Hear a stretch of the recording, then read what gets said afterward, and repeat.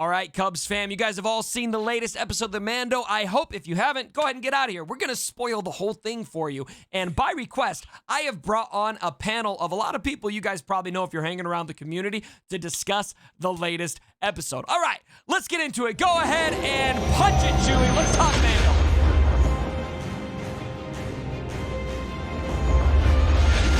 All right, Cubs fam. Now, to introduce the panel, we have got 4 esteemed guests here. You may know some of these guys. To my, let's see here. This way, this is Darklight Gaming. This is Ricky P over here. Down here, over here is Toyota Canada, God himself. And then Mr. Wonderful, the most suspicious of all among us players. How is everyone doing today? Very good, thanks. Very good. All right. Thanks for having us. It's gonna be fun to do this. This is real fun, and we'll do this week and probably next week, and then we won't have any more episodes to talk about. But here, before too long, we'll have plenty to discuss. So let's start with the latest episode. I want to get everyone's general impressions about. Let's start with how the episode leaves us with the Mandalorian giving Moff Gideon a little taste of his own dialogue in return, saying, "I'm coming for the child." It's kind of like his Liam Neeson moment, like, "I know where you are, and I'm going to freaking kill you." How did everyone feel about that? Yeah, he's throwing in the gauntlet. He's like, "This, you messed with me. I'm going to come mess with you now. You're not untouchable. You know, here I am directly calling you, you know, and I'm making a lame your mom joke. I'm actually... I'm coming for you." So yeah. Yep, and clearly the way the Mandalorian has grown attachment to Grogu also, he's coming in hard. He's not coming soft. He's going all in. Talk about like how go ahead. I loved how it was the exact same speech from season 1, but every single sentence he said had a completely different meaning. Like when he said he means more to me than you'll ever know, it obviously meant something completely different than what Gideon meant. And I really liked that. I thought it made a lot of sense. And just the subtleness of how serious the situation is for Mando, that he willingly took his helmet off in front of a bunch of people. Yeah. Like that's how you know how serious it is for him. After how many episodes? Okay. This is, to me, the most interesting moment of the whole episode. And I definitely want to discuss it. So because you brought it up, let's unpack this. Yeah. Let's take off our helmets and discuss it. So I see 2 angles for this, and I'd like to kind of get your pulse. And we'll start with Toyota because Toyota hasn't a chance to speak yet. Which is it? Is it Mandalorian being that serious about it that he's willing to compromise his morals, or is he starting to maybe see a little bit of nuance in the world? I mean, obviously with meeting Bo-Katan, he meets a clan of Mandalorians who are legit Mandalorians and realizes he's part of some religious extremist group, the Death Watch, that now won't take off their helmets. So how do you guys feel about that? Do you think he's starting to change, or do you think it is just purely, I am doing whatever I can to get Grogu back? Toyota, what do you think? I think it's both. Okay. I think we definitely see that he's desperate to get Grogu back, and he'll do anything in his power to do it. But he also starting to realize, I think, that taking off the helmet doesn't not make him Mandalorian. Right? So in chapter 4 of the first season, he said, when Kara asked what would happen if he took the helmet off, he said he could never put it back on again. But here we see him put it back on again after taking it off. Yeah. And I think he's realizing that doesn't make him, following the creed doesn't make him Mandalorian. He's more than just that, and then being a Mandalorian means more than just that. And he's meeting several stalwart individuals. Like Boba Fett's been a stand-up dude, like very stoic, and so he earned Mando's respect, and so he realized, okay, he's awesome. He met the Cobb Vanth. Sorry, I'm not as into this, but Bo-Katan. Bo-Katan, yeah, he met her, and she was respectable. So he's not meeting like bad examples of his respectable is lightly putting the rightful heir to Mandalore. That's right. Yeah, exactly. Well, and I think that Din is starting to find himself, and this is something that I think the Mandalorian is really moving towards, is that Din is the show is setting him up to be kind of the bridge between Death Watch and mainstream Mandalore and other clans within Mandalore, and could potentially be the link to unify Mandalore down the line. Ricky P, what do you think? No, for sure. I think the fact that he removed his helmet clearly is for Grogu. He wants to do everything he can for Grogu. I think that's stronger than what he sees elsewhere. And I'm wondering also if, because he didn't have his Mandalorian helmet or suit, that he's going to take that into play, or as an excuse to say, I didn't remove my Mando helmet. No one saw me remove my Mandalorian helmet. So I don't know if he's going to take that route or not, but clearly I think it's going to come into play either in the next episode or season 3, because he scanned his face into an Imperial unit. So that's going to come into play for sure. Yeah. So who is with me on this one? I found that scene with the Imperial officer really refreshing, because Pedro Pascal is an actor I have a lot of affinity towards, not just because of my love of Game of Thrones, but more so for my love for Narcos, which he played one of my favorite characters in Narcos, which everyone should go see if you haven't seen it already. And being able to see finally some legit face acting and dialogue from Din Djarin in this episode, in that scene, was really exciting. Yeah. I really want the show to get to a point where Din leaves his religious roots behind. Maybe I'm a bad influence. I think we will. You think? Okay. We will. Talk about it. And I think that's what the show is going to lead toward. That. Yeah. I think slowly we're going to see Din more willing to take off his helmet, depending on the situation. I think especially in season 3, I'm guessing he's going to go hang out with Bo and her crew to try to take back Mandalore. And I think when we see that, he's going to be hanging around Mandalorians who do exactly that. They take off their helmets when they don't need to be wearing them. Yes. And I think it's going to start with him taking it off in front of Grogu. And eventually he'll be more comfortable taking it off in front of other people, and it's just become a normal everyday thing. That could be a really powerful moment potentially. I mean, it's one thing that, and Darklight was talking about this, and I think Wonderful, I'm trying to remember who was talking about how the phrases were already used and they had a completely different meaning. I think that was this time. That wasn't me. Was that Wonderful? Yeah, Wonderful. I want to build upon that, because I think that was actually a really, really good point that you made. I mean, you have Moff Gideon, who Baby Yoda, Grogu, means a lot to him for his own self-interest. And now you've got Grogu meaning a ton to Din Djarin on a very, very personal, fatherly level. And you know that Din means a lot to Grogu as well. That bond goes both ways, so much so that it concerned Ahsoka. And so I think we could have a really powerful moment of a face reveal for Din Djarin with Grogu. Now, I want to shift the conversation a little bit towards some announcements that Disney made and tie those into what I think this might mean for The Mandalorian, get your guys' take on this. So as we're recording this, yesterday we had the Disney investors meeting, and they announced officially the rumored Ahsoka spinoff show, along with the Rangers of the New Republic show and a slew of other shows, but those are the two that connect to the Mandalorian timeline. So a couple episodes back, in episode, 5 or 6, when we met Ahsoka, I think it was 5, right? We had the name drop, Grand Admiral Thrawn. Ahsoka is looking for Thrawn. This was both exciting and intimidating for me, because I felt like this show's starting to get too big. Now it feels like Ahsoka might not be part of what's coming next, and that Makes might sense. be purely a setup for her upcoming show.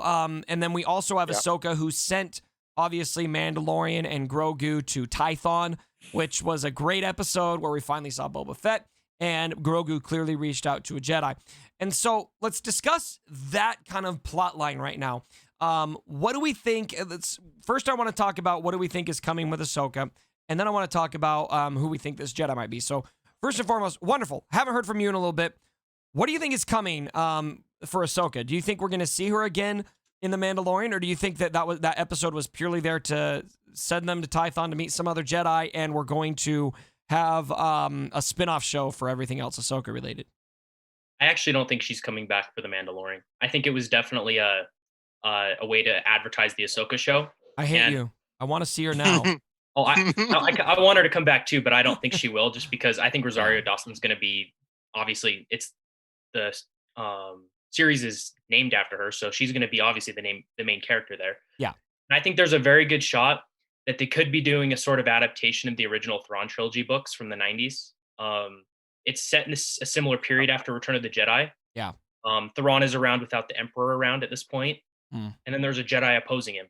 I think there's a really good shot that we could be seeing a lot of callbacks to that. Maybe it's not the exact same thing, but an idea of like a remnant of the Empire with Thrawn in charge that's giving the New Republic a really hard time. I think we could very much see that. And I've seen a lot of stuff actually that there's the potential that Lars Mikkelsen, the voice actor from Rebels, is in talks right now to be the live action Thrawn. So, and we would all be okay with that, I think. Oh, I'd love that. He was perfect as the voice, and I think he looked like him too. So. Yep. Yeah. I'm all here for those rumors. There's been so many. It's hard to know what to believe. I think that the rumor mill in Star Wars has cast a very wide net towards about everything that is possible, and so everyone's claiming they're right because they predicted everything, and 1% of what they predicted ended up being true. But anyway, now along that line, kind of what you're discussing here, Wonderful. A lot of people have been asking, where's the Rebels sequel? We had Rebels obviously leave off in a kind of cliffhanger area of where's Thrawn, where's Ezra. Mm-hmm. Do you guys agree with the notion that this Ahsoka spinoff is the Rebels continuation? Yes, 100%. Yeah, that's what I think also. Yeah. Clearly, I think Filoni wanted to follow that story through. I mean, it started with Clone Wars, followed with Rebels, going to continue with the Ahsoka TV series, that's for sure. I think it's going to go there. It might mix up with what Wonderful said earlier. I mean, it would be, I think, a very fun idea to get those fun parts of the legend stories into it. But clearly, I think it's a continuation of what Filoni started with Ahsoka. Yeah, I think so. Yeah. I think we'll also see.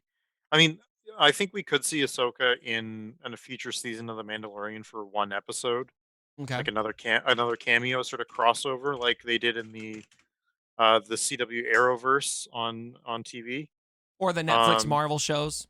Yeah, or the Netflix Marvel shows. Yeah, but I don't think we'll see her any meaningful way beyond her own series. But I think we could easily see her in the Mando show, back in Mando. But I think we're gonna get a Rogue One Darth Vader type moment. And there's gonna be a purple lightsaber from the darkness, and surprise, mother!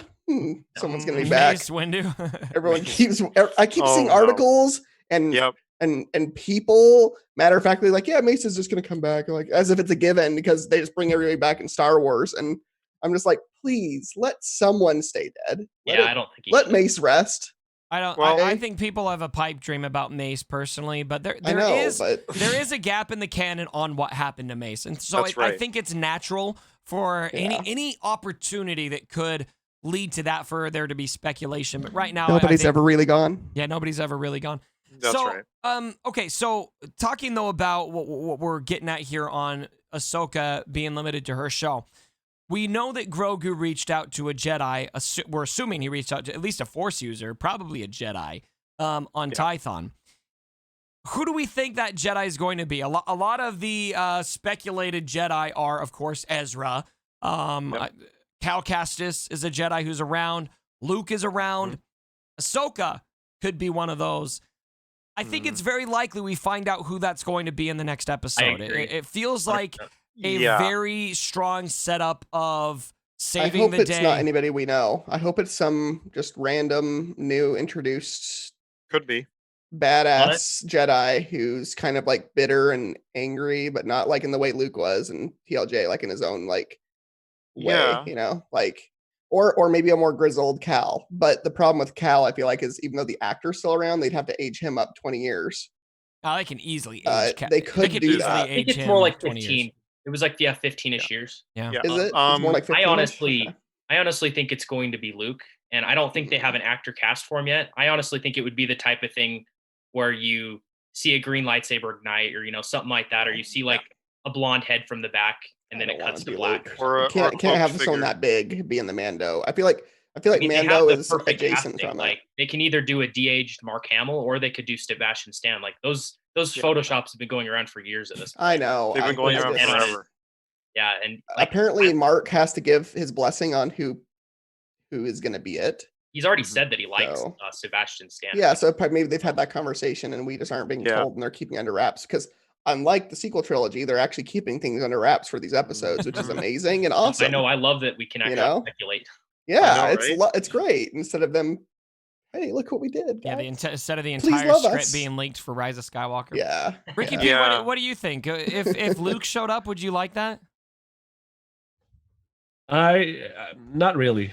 I wouldn't be ready for a Luke. I think it would be too big, wouldn't make sense. I think in the storyline, It makes you wonder where is Grogu during sequel trilogy? What happened? Yeah. Did he just get killed by Ren in the Knights of Ren? Like Maybe. we don't like. Or I think it's going to be a brand new Jedi that we don't know. You know, going back to episode 5, Ahsoka said something along like, "Who knows how many Jedis are left nowadays?" Yeah. Right? Yeah. So I think they're going to take that opportunity to introduce a new Jedi or a new character that could potentially play a role in the Ahsoka show also. Yeah. Or they'll pull possibly even maybe that it'll attract more than light side users. Maybe dark side also are detected by that. Yep. And so there could be some dark users and light users and maybe just some force users, kind of like Ahsoka, because Ahsoka isn't a Jedi, right? She's her own agent now. She's a When you Sabers. say force users, are you meaning like you think you could see like a cult type thing, like a Knight Just Sister something different. cult Yeah, something different completely that's force sensitive that wants him for whatever reason. like a Bendu. It's just something. I don't know about that. I don't know what that joke is, but All of a I would sudden like you to see just something hear, fresh. I am the Bendu. Well, I don't know if you guys saw that in the episode. There was last week's episode. There was a clip of Grogu on the stone with the force field, and there was another figure beside it. Now What? What? There's if you something go back, there, like as if Yes. communing with him. Yeah. So Yeah. I'm wondering if that's like a force ghost. Maybe. Yeah, I wonder. So force projection could from it someone could it be a communicating? way of connecting the Kenobi series with Mandalorian? What if it was? Well, no, Obi's Kenobi not series around. is set like 20 years earlier though. Yeah, this isn't Obi. but- Obi's a force, but maybe it his could- force ghost is there. That's what I'm saying. Yeah, as it could be Kenobi's Mhm. force ghost. Yeah, maybe. Mm.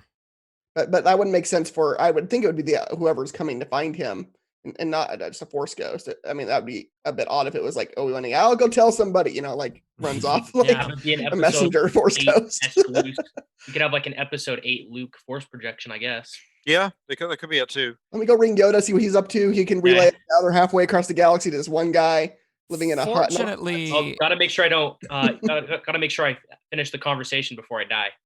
Yeah. Fortunately, we have probably little time to wait to find out whoever is going to reach out because of that moment. That to me was too big of a moment, too big of a location to let it sit for another season. I think it's got to be culminating in the next episode. I personally feel like I would be a little more hyped about introducing a new Jedi, a new character to meet and learn about, especially because I feel like The Mandalorian is starting to bring in so many characters. In this season alone, we've had Bo-Katan join, we've had Boba Fett, we've had Ahsoka, and we've had a Thrawn name drop, and a slew of other characters that are connected in other various ways. I would really, really like to meet a new Jedi personally. I think that's where I'm at. I think if it ended up being Ezra, I'd be okay with it because he's a little less known in the fandom. Of the mainstream fandom, I think a lot of people haven't seen Rebels. Yeah, I don't know much about him because I haven't dived into Rebels. I know of it. The diehard fans know all about Ezra, but a lot of fans don't, and so I think it still might be okay. Luke would be the worst case scenario for me personally. I I can't see how they would do that without me cringing and eye rolling a bit. So when I brought up Luke, I wasn't saying that's what I would want. I'm saying that's honestly what I could see Disney doing. Honestly, like and that's what hopefully the showrunners going Disney to choose.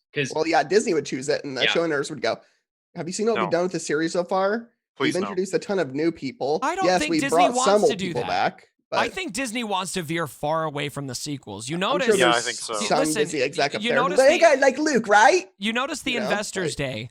They released 10 new projects for Star Wars, and not a one of them was set during the sequels. They're all None of them. pre-sequels. No, I think there was one that was. I think it was like Rangers of the New Republic or No, something. No, that's yeah. Mando. It's Mando. That's Mando That's era. Mando Is that during the timeline. Mando? So right Oh, I before yeah. sequels. Okay. Yeah, nothing is sequel era. They're not Okay. drawing on that content anymore.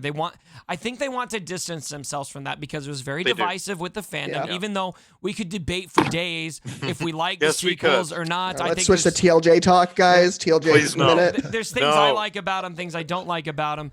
But I think if I was Disney, from a business standpoint, I really want to veer far away from that. Yeah. It looks like that's what they're doing. So I don't think that it's going to be Luke for that reason.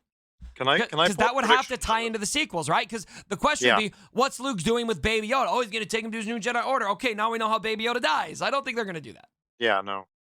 I'm actually have a prediction out of left field. What if it's Mara Jade? We would all collectively have a fan orgasm. That's what would happen if it was Mara Jade. Hey, That's Cubs. just Or Kyle one out of left Katarn. field. Yep. Cubs, can we go back to the episode this week for a second? Just because there was a moment in it I thought was really good. Tell me. That you had brought it up. When going back a little bit to that officer discussion when they were talking about Imperial officer. Yeah. Can I just say that entire discussion between a former Imperial officer and that officer did more world building than I feel like the entire sequel trilogy did for like I agree. how serious the Star Yeah. Wars universe could be. I also liked the tie into Battlefront 2. Yes. Was it a Battlefront 2? It was? Operation Yeah, Operation Cinder. That Oh, was that's so huge cool. Battlefront 2 tie-in. Yeah. So That then, was- and so then on top of that, how it started off when they go to that prison yard and find Mayfeld. him there. Yeah. And just realizing you realize the New Republic's not that different than the Empire. I loved They Mayfield still got in robots that with moment. shock batons beating Yeah. prisoners. that whole conversation. I love the way Bill Burr played that Yes. as I Mayfield. love And Bill Burr. I was That just like, character dude, was awesome. Bill Burr, you got no chill here. You're just like going at this guy. He's totally gonna shoot him, and then just they're just the gonna blast debris- their way out of there. And just the debris of all the old eras Yeah. buried there. I think there was still a old battle droid tank in the background in the junk. Yeah. And there was TIE fighters. And then the other thing that was so cool was seeing the Empire other than just purely evil in this episode. You got that evil moment with that officer, but then when they got saved by the TIE fighters, Yeah. and it then made all you of cheer for those them. Imperial troopers were saluting them and like Yeah. cheering for their safety, you were like, oh wow, Good they're not humanization. all just It seems machines. very right. normal. Yeah. But then they Yeah. blew them all up anyway, so it's kind of No, like I think something that was interesting about that is Mayfeld was talking to Mando about how are the Mandalorians and the New Republic any different from the Empire, yeah. and I think by the end of the episode he was reminded what makes them different.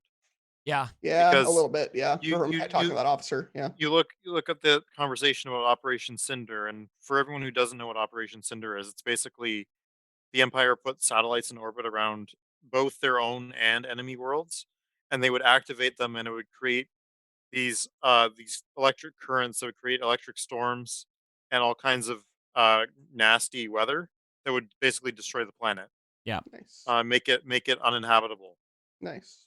And I think he realized what was wrong with the Empire. He remembered what was wrong with the Empire. Yeah, And I Yeah. think that's why he shot the guy. He was like, now I remember why I left or why I didn't follow the remnant, right? And I think that was the both the message of the story was that everyone's at war and they all do nasty things, but some of them are worse than others. That's a good Yes. point. I'm glad you Yeah. bring that up, Toyota, because I think that some people, one of the biggest things that a lot of people would have had a problem with this episode is maybe it doesn't push the plot forward a ton. And we had several episodes in a row that pushed the plot forward dramatically. And I'm sure we're going to see the next episode. I want to talk about the next episode here. I actually disagree. I think this one was a huge plot mover. it was I a agree. plot mover and a world developer because Yep. I think Yeah. talk this- about. I mean, if we want to Hold on, just let me mention, finish. Let me finish. Oh. Yeah. I think this was a character driving episode. Yes, it was. It pushed plot forward for characters, I guess, is the way what I was going to get to there, is that we had a lot of plot development or a lot of character development for Din Djarin with his helmet. A lot of Yes. character development for Mayfield. And so plot-wise, I mean, I guess all that really happens in the main storyline is we're going to plot point A so that we can find out where Moff Gideon is, and that's it. Yeah, that's right. Yep. And they did. yeah, Yeah, I was just gonna say, talk about moving a plot forward. I mean, Rise of Skywalker succeeded in doing that at light speed skipping space. Let's not talk about that. I'm just pointing it out. Let the sequels die. Talk about how Mandalorian kill it if we have to. Yeah. Talk about Mandalorian like just doing everything so well these last 2 seasons. Like, I feel like I'm reliving the Knights of the Old Republic games again from my youth. Like when they hunted that crate dragon and when they just all the different quests he's gone on and gotten some rewards. Like this game has some serious video games, or this show has some serious video games tropes. Yeah. I would love to have a game modeled around this for Star Wars. Yep. I mean, not exactly the same. Like maybe if they ever have Boba Fett run off and do his own thing, then spin that off into a freaking game where he does his own thing as a bounty hunter. Make a bounty hunter game with Boba Fett. You've just turned him into a really awesome character. He got more character development in the last 2 episodes than he ever did in any of the rest of the entire, other than the comics, I guess. Well, he wasn't an emphasized character, and there was a lot of stuff with Boba in Clone Wars as a child. Some of the ancillary Dark Light stuff, Gaming, but... I'm going to forbid you from coming to these anymore if you don't get out there and watch Clone Wars and Rebels. You need to do. I'm just kidding. I'm not going to forget. You need to go watch those. They're both very good. Now, looking forward to the next episode. The episode, basically all we really accomplished in the main timeline here, like I said, was we found out where Moff Gideon is. Mando sent his threatening message to Gideon, and it's the penultimate episode of the season. We've got 1 episode left. This next episode is going to be pretty huge. I don't know about you guys. I'm expecting like 1 hour of content minimum. Probably. I agree. I think it's going to be an hour. Ricky P, are they going to storm the ship, do you guys think? Ricky P, I want to get your thoughts on the next episode. Where do you think we're going? Well, I'm hoping it's going to be an hour. I was thinking that episode 7 and 8 were going to be like a 2 episode to finish off the season, but kind of like the last one. Exactly. So going to, they have the Gideon coordinates. So will they do a space fight or it's going to be landed somewhere? That I'd like it to be just a full fight, full infiltration battle to get or not get Grogu, because I think there's a possibility that Mando doesn't get Grogu back. So do you really think that we're gonna sit here from December to December a full year and not know what's going on with Grogu? That's gonna suck if they do that to us. Possibly.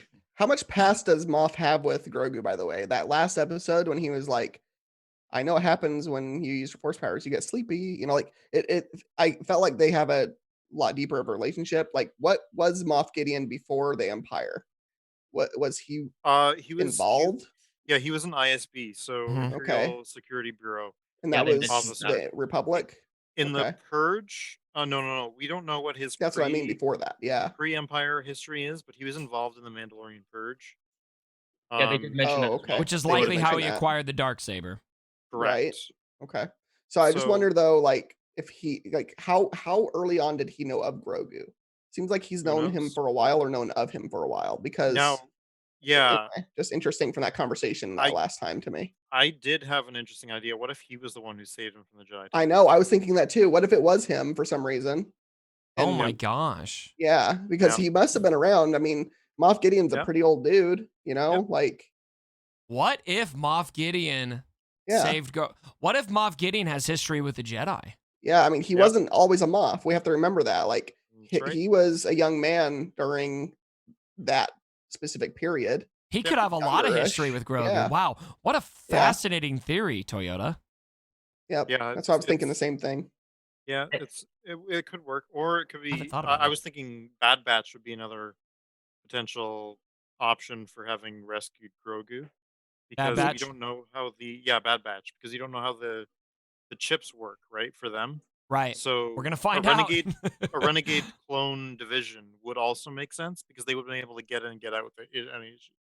So what would have led them there, though, is the speculation, though. Let's speculate on this a little bit more, because this is, to me, one of the most fascinating plot points that I need to know. And this is what I love about The Mandalorian, by the way, is this season and last season, but this season especially, has a really, really creative way of making me need answers. And I think that is great. such an effective way of storytelling to create this crazy need for information. Mystery and not a mystery box. Yeah. The biggest tidbit of information that I think, maybe if I could rank them all, maybe the number one tidbit is what happened with Grogu in the Jedi Temple, who rescued him. And I think that we're almost bound to see Order 66 in some form of flashback to give us those answers. Maybe robes in the background of someone going into a youngling room. Do you guys feel like we're going to see that this season, or do you think those answers are going to come next season? That's definitely for future seasons, I think. Yeah. I don't think there's a way go on, to wonderful. fit it in. Hold on, Darklight. Hold on, Sorry. Darklight. You're very chatty. Wonderful. I want to hear I from was you. just gonna say, I think that for this season specifically, I think they're gonna focus on their attempt to rescue Grogu. I don't think there's any way they bring in anything else, honestly. I think that's a season 3 or maybe even 4. Like, I don't think they're in any 4? rush. You're gonna make me wait until 2023 for that? Wonderful. I don't think they're in any rush to reveal all their cards. Like Yeah. they're in a I can tell their strategy is to slowly build it up and to not ruin all of the surprises and intrigue right away. Yeah. Like, I honestly think for the end of this next episode, I think it's going to be kind of a darker cliffhanger. Like, we'll know what happens to Grogu, but I don't think it'll be something that we're wanting, if that makes sense. And since I Hayden think we'll see Christensen's what coming happens, back. but I honestly think that they're going to try to raid the Moff Gideon's ship, and I don't think they're going to be successful. Yeah, there's something gonna be bad there because Moff is you can tell Gideon's a very calculating, scary dude. Like, Oh well, I mean, the actor is it's the kind of characters he always plays. Giancarlo Esposito is the best. Mr. freaking He's one of my favorite Pollo actors. Hermanos. So I find it unlikely to. I see a couple options here. We could rescue Baby Yoda. We could have a Mandalorian, Moff Gideon, Darksaber, Beskar Steel lightsaber fight. I think that's very likely. Yep. We could see a defeated Moff Gideon, but I feel like Moff Gideon is such a compelling, great villain. I don't think, no matter what happens, They're not going to kill him. I think Moff Gideon is going to be the overarching villain of the entire series. I think if can't he kill him. lost in this next episode, I think it would kind of turn him into a joke, to be honest. Yeah. I really Yes. do.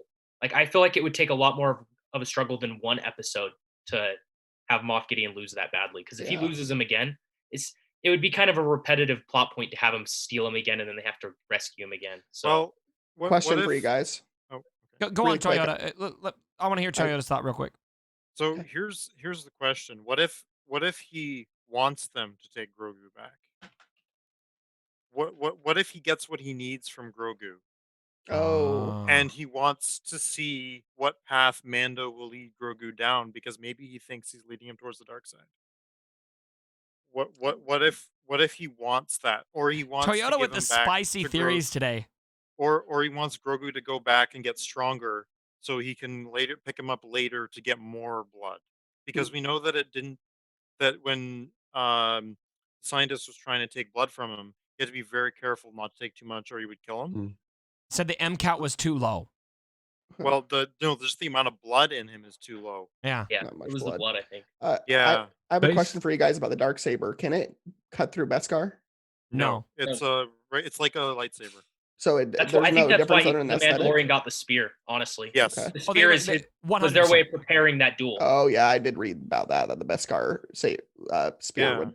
Because if fight he didn't have the against Beskar saber or the Beskar pole or whatever you want to call it, he wouldn't be able to fight Moff Gideon because he wouldn't have anything to deflect it. So That's the right. moment I saw that spear, I knew full well why they brought that in. Gotcha. Like, We're it's gonna pretty duel later on. Yeah, it's a pretty good foreshadowing. So I think it's a good place to kind of wrap things up. But before we do, I just want to see, is there anything pressing that anybody wants to bring up or comment on with the episode or the season thus far?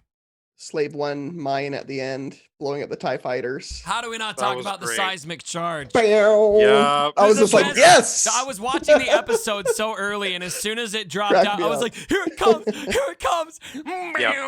and Fett's armor being all like shiny, painted new, and he's Yeah. just Yeah. looking cool. That was a good paint job. They I'm did a good loving job Fett. with that. I I'm He loving looked- Fett so much. He as cleans a up side good. character. Yeah, he's a good character.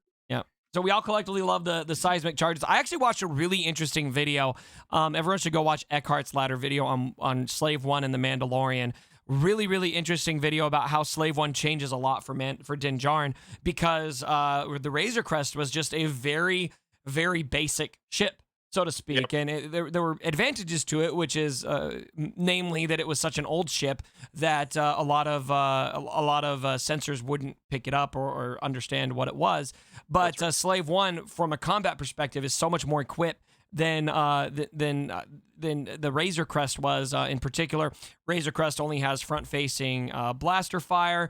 You've got 360 fire for Slave One. You've got the seismic charges. You've got seeking torpedoes and several other things that are just going to make Mandalorian much more equipped for battle coming forward. And so I think it's very interesting to see Slave One in action, and in this episode we finally got to see those seismic charges, which was very, very satisfying. Yes. Yeah, it was so in that cool. video, what do you think of Eckhart Ladder's theory on I remember he mentioned a ship from the comics called Slave 2. I didn't even know that was a thing. And there was also 3 and 4. Yeah, I didn't know any of that, but I thought that was an interesting theory that maybe Boba upgrades his ship and then gives that for him. Mando with the Slave One, or maybe something in that type of vein. I could definitely see happening. I also feel like it's very possible that Boba dies, and we see Mando left with Slave One as a result. I don't think they're going to do that because I think there's going to be enough popularity around him being such a cool character. I'm not saying he would die right now. I'm saying that it's just very, very possible. No, give Bubba a video game after this that he's just running around doing bounties and stuff and just being awesome. Cyber Boba instead of Cyberpunk. Yes, Cyberpunk style, Knights of the Republic style game. Can we just pause the video for a second and talk about how amazing it would be if we got a Cyberpunk style Star Wars game? Wasn't that what Star Wars 1313 was supposed to be? Yep, sort of. Yeah, but kind of, yeah. Sort of, yeah. Boba Fett on Coruscant doing contracts and stuff. Like, it wasn't Boba Fett though, right? It was a new Mandalorian, or was it Boba Fett? I don't think it was Boba Fett. For Star Wars 1313. No, you were just going to be like a rogue or something. You weren't going to be a Mandalorian. Yeah, but you had Mandalorian armor, if I remember right. No, there was no Mando armor. I thought there was. Oh, I didn't remember that in the playthrough that they showed. Ricky P, anything else in that episode that you're dying to talk about? There's just one part that, I was screaming at the screen to Mayfield to put back his helmet on for a while. I'm like, why are you removing your helmet and not putting it back on? Just put it back on. Yeah. That's the only part that made me not cringe, but why? Yeah, wouldn't that these guys are obviously out in their own corner of the galaxy. They probably all know each other. And so I don't think they would have been anxious to just accept that this brand new face was one of them, right? But exactly. Maybe not. On the other hand, they were the only ones that brought in their shipment. So that kind of gives them a level of maybe they're just like, yeah, we don't know you, but hey, you brought in the shipment. So maybe it's the new guy. Your armor looks a little familiar, like Chad's or something. I don't know. That's weird. When they said got moved out. When they said pirates, by the way, did anybody else have a knee-jerk Hondo reaction? Hondo, yeah. Yes. Yeah. I knew it was unlikely. I was like, just because they're pirates doesn't mean Hondo has to be here. But still, there was a little bit of fan hope in there that we saw Hondo. Yeah. Maybe in the Ahsoka show. Maybe. Hey, Cubs, I actually have a question for you as well. Yeah. So did anyone else, specifically you, find that you really liked Mayfield a lot better in this episode than last season? 100%. I really didn't like his character and the way he was portrayed in season 1, but I didn't even remember him. This season really transformed him into one of my favorite characters from the season. They transformed him from like this kind of cartoony, annoying guy from the first season, and they kind of turned him into like a scarred ex-Imperial like war vet. And I really liked that. I liked that change a lot, honestly. I agree. Almost everything you just said is how I feel about it. Exactly how I feel about it. And I love that you asked me that question. I actually, a lot of people don't agree with this, but my opinion is just my own. But I feel the opposite about Cara Dune. I liked Cara Dune in the first season, and this season I find her very I don't believe her character like at all. I agree. You don't believe her? I agree with that. Like, don't believe her in what way? She just feels, her character just feels fake to me. I don't know how to, I don't know how to put it into words. I find her scenes kind of cringy. She's got like this smirk on her face all the time. She doesn't show much emotion. It's kind of hard to understand what her intentions are. She still looks like she can totally just rip anyone into pieces though. I mean, she's a badass. Like, that's kind of what she is. So I don't really care that she conveys that violence.